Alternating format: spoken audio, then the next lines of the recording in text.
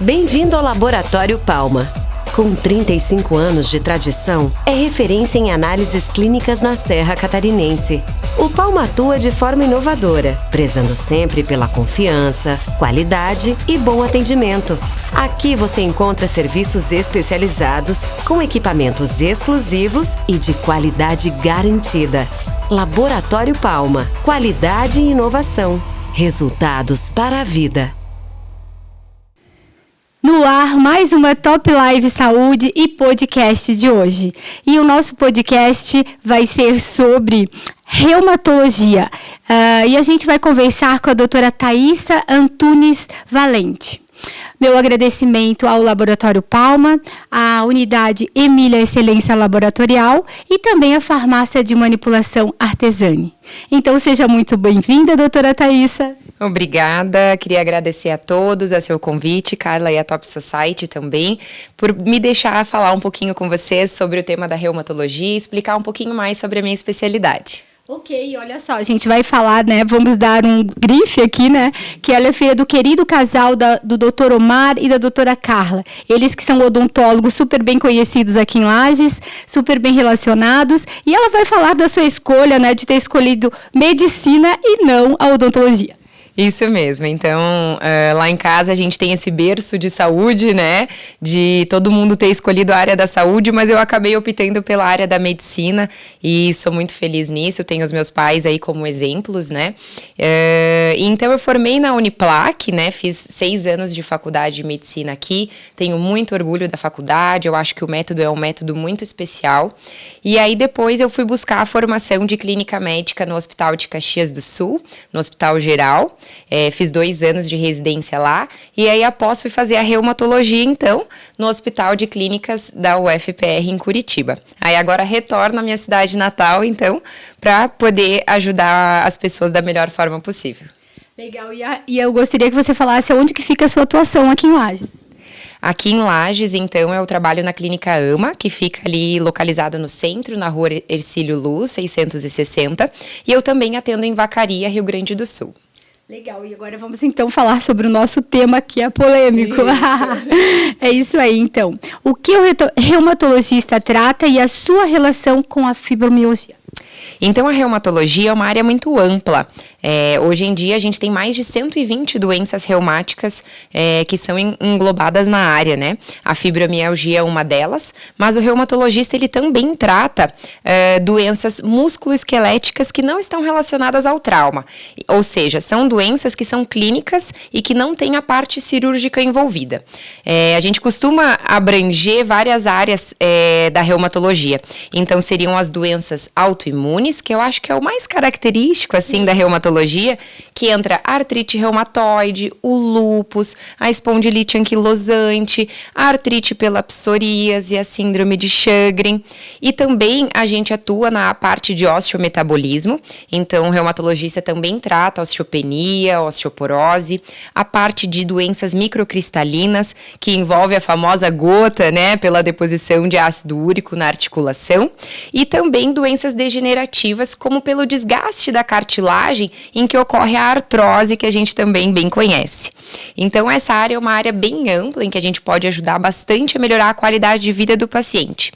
E a fibromialgia, que é uma doença que gera bastante dor, né, inclusive na articulação e também na musculatura, o reumatologista é o especialista de maior habilidade para tratar essa doença. Nossa, realmente, então... a gente poderia até falar um pouquinho sobre o mês agora, que você falou que é do lúpus, também da fibromialgia. Isso. Esse mês a gente considera o Maio Roxo. Então, é um mês de conscientização do lúpus, da fibromialgia e também envolve as doenças inflamatórias intestinais, que são doenças por mais parte do gastro e do proctologista, mas eles podem ter envolvimento articular também. Então, é um mês bem importante de conscientização de várias doenças autoimunes, tirando a fibromialgia, a gente vai falar um pouquinho sobre isso também, que tem bastante relevância, né, para a saúde pública. Legal. Então, vamos começar. Eu gostaria que você passasse algumas informações da primeira visita do paciente ao seu consultório. Então, para ir para um reumatologista, eu acho que o primeiro passo é você saber o que está acontecendo e por que você foi encaminhado ao reumatologista. Então, para isso, a gente precisa saber bem direitinho o que o reumatologista trata, que foi justamente o que a gente comentou, essa ampla gama de doenças, né? Outras coisas que são importantes para levar para consulta é os remédios que você toma e os remédios que já tomou. Isso pode levar anotado, levar as caixinhas. É importante a gente saber para ver os efeitos colaterais, o que deu certo, o que não deu e ajustar o tratamento. Além disso, é importante levar os exames prévios. Então, se você fez exames de imagem, se você fez exames de sangue, é importante que a gente tenha, porque nem sempre eles precisam ser repetidos se eles foram feitos em um curto espaço de tempo. Então, eu acho que essas 3 áreas para ter uma boa consulta é bem importante. Legal, temos aqui a participação da Cristina Aguilera, que é jornalista de São Paulo e também colunista da Top Society. Então vamos à primeira pergunta. O que é fibromialgia e como o reumatologista pode nos ajudar? Isso você já tinha falado um pouquinho, né? Então vamos para a próxima. Como é diagnosticada a fibromialgia? Então, a fibromialgia, o diagnóstico dela é clínico. Não existe um exame específico, nem de imagem, nem de laboratório, que faça o diagnóstico da doença. Ela é feita pela anamnese, aquela boa conversa com o médico, um exame físico minucioso. É isso que faz o diagnóstico da fibromialgia. E ela melhora com o tempo? A fibromialgia é uma doença crônica, ou seja, não tem cura, tá? Mas com o tratamento o paciente pode ter uma boa qualidade de vida. E eu acho que isso que é o importante de a gente estar falando sobre o tema. É mostrar que é uma doença, que existe, mas que tem tratamento e o paciente pode sim ficar bem. Ok. A fibromialgia é uma doença mascarada? Fato ou mito? Olha, isso pode ser um fato se você vê que ela não aparece nos exames, então ela pode ser subdiagnosticada, né? Mas a gente lembra, assim, que a fibromialgia tem que estar dentro do nosso diagnóstico diferencial. Então, o médico tem que pensar, nesse caso, em pacientes que têm dor crônica por mais de 3 meses, pacientes que têm dor generalizada. O médico tem que ter em mente o diagnóstico de fibromialgia. Então, se você pensar que ela não aparece nos exames, aí sim ela pode talvez ser mascarada. Legal. E agora temos uma perguntinha aqui da doutora Simone, acho que você conhece. Sim, conheço, com certeza. Então, vamos lá. A fibromialgia é um distúrbio de dor, sintomas somáticos? Fato ou mito?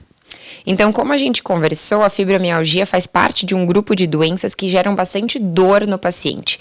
É caracterizada, na verdade, por uma percepção alterada de dor, né? Então, é um paciente que sente mais dor do que as pessoas que não têm a doença. Eles têm um limiar de dor menor, o cérebro entende a dor de uma maneira mais rápida, né? E hoje em dia, a dor é dividida em 3 grandes categorias. A dor nociceptiva, que é aquela quando você bate, você cai, né? E aí o seu cérebro entende aquilo como dor.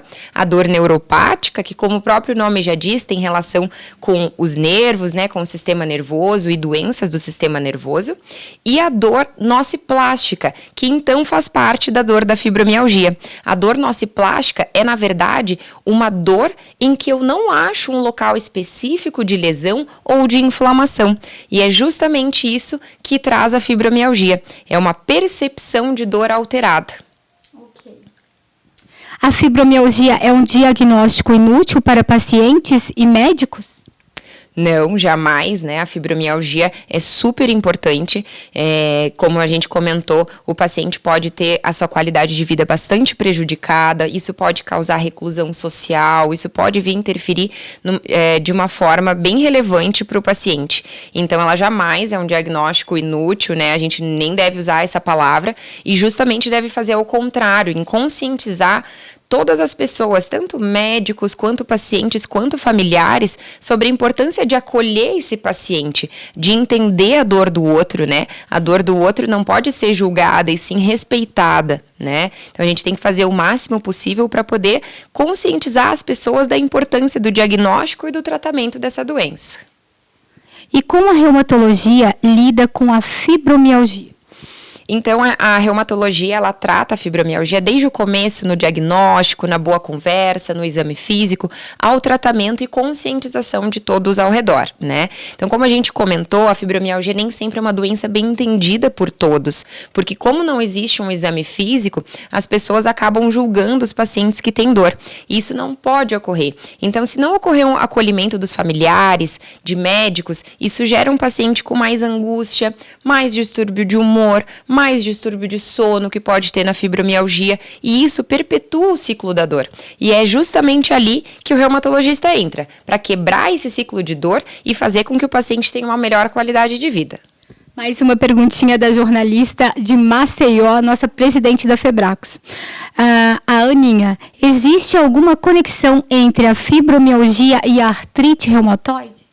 Existe. Então, a fibromialgia, ela pode sim estar associada com algumas doenças autoimunes e também com outras doenças articulares. Inclusive, dentro da artrite reumatoide, existe uma prevalência de 20% dos pacientes têm fibromialgia associada, tá? Isso ocorre porque a artrite reumatoide é uma doença que ataca as articulações. E quando isso ocorre, isso gera uma inflamação crônica. Essa inflamação crônica e essa dor repetida vai propagando e sendo um gatilho para desencadear a fibromialgia. Então, sim, elas podem ocorrer juntas, uma não exclui a outra, né? Lembrando que a fibromialgia não é um diagnóstico de exclusão e o tratamento precisa ser direcionado para as duas, porque a gente precisa tirar o gatilho de dor desse paciente, mas ao mesmo tempo precisa tratar a fibromialgia também. E ela é autoimune? Não, essa é outra polêmica, né? Então, a fibromialgia não é uma doença autoimune. Como a gente comentou, ela tem uma percepção alterada de dor. Inclusive, foi visto maiores áreas de trabalho de sistemas onde a gente tem mais captação de dor, por exemplo, da ínsula, da amígdala. E também tem uma maior quantidade de neurotransmissores que vão fazer a dor se propagar mais rápido, né? Então, como a substância P ou glutamato. A doença autoimune, a gente chama de autoimune quando a gente tem uma alteração, uma desregulação do nosso sistema de defesa. Aquele mesmo sistema que combate vírus, bactéria, ele acaba ficando desregulado e muito ativo. E com isso, ele cria anticorpos que atacam células saudáveis e o nosso próprio corpo, como alguns órgãos e também as articulações. Isso são doenças autoimunes, e dentre elas a gente engloba, como a gente já comentou, a artrite reumatoide, o lúpus, as espondilites. Ok, próxima pergunta, quais são os sintomas comuns da fibromialgia? Então, como a gente já comentou, tem bastante dor associada, é uma dor por mais de 3 meses, é uma dor que afeta as articulações, mas também afeta a musculatura, é uma dor que o paciente se sente assim como se fosse uma dor cansada. Tá? Inclusive, tem pacientes que sentem dor até para ferir a pressão, tá? Então, pode ser uma dor de vários níveis e, assim, até uma dor bem incapacitante, tá?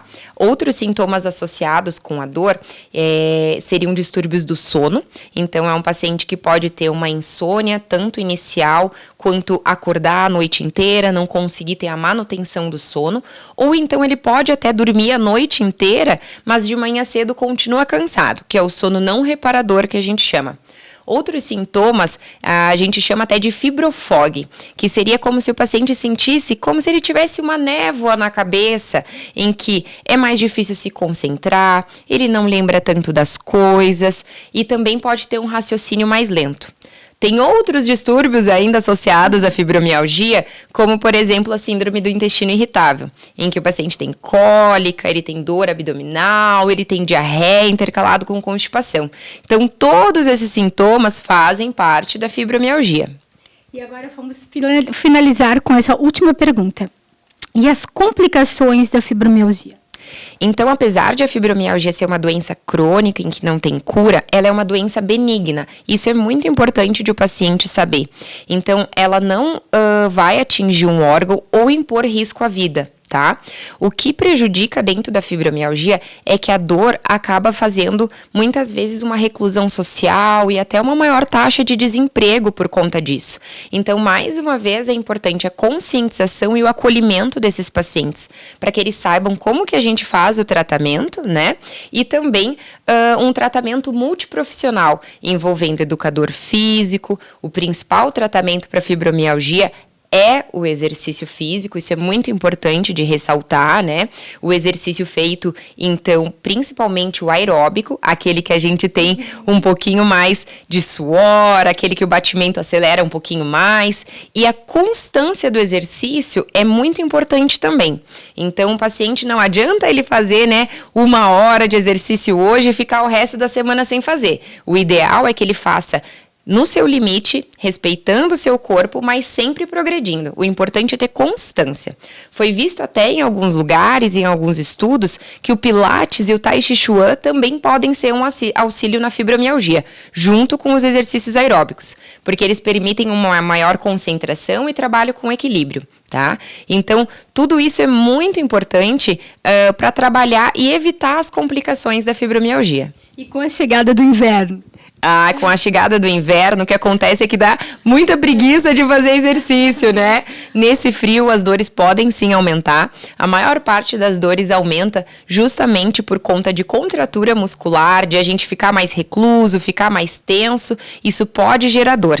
Então, eu sempre digo que o exercício, ele tem que ser a nossa pílula diária. Como a gente trata a pressão alta, a gente trata diabetes com remédio, para a fibromialgia, a nossa pílula é o exercício físico. Então, não pode deixar de fazer, tem que deixar a preguiça de lado e bem agasalhado. A gente precisa dessa constância. A nossa meta seria de 150 minutos na semana. Isso começando devagarzinho e aumentando aos poucos. Doutora, e quais as opções alternativas de tratamento? Então, o tratamento principal e primordial da fibromialgia é o exercício físico, tá? O exercício físico constante, toda semana, todos os dias, idealmente deve ser feito, e ele deve ser começado devagar e sendo progressivo. A modalidade, você que pode escolher, o importante é que você faça o exercício, tá? Lembrando que o aeróbico é o exercício mais indicado dentre todos eles. Os remédios, a gente tem que cuidar, porque eles, por si, eles não tratam a fibromialgia. Eles são uma ponte para que você consiga fazer o exercício físico e manter o exercício, tá? Então, eles ajudam nos distúrbios do humor, ajudam nos distúrbios do sono e também ajudam um pouquinho a controlar a dor. Mas, justamente para que a gente consiga fazer e manter o exercício físico em dia. E agora, para a gente finalizar, o seu recadinho para quem está nos assistindo. Então, agradeço a oportunidade de estar falando aqui com vocês. Para maiores dúvidas, agendamento de consultas, vocês podem achar no meu Instagram, é @doutora Thaisa Valente. Vai ter tanto o contato da Clínica AMA, quanto o contato de Vacaria, tanto pelo WhatsApp quanto por telefone. Muito obrigada. Imagina, gratidão a todos que nos escutaram aqui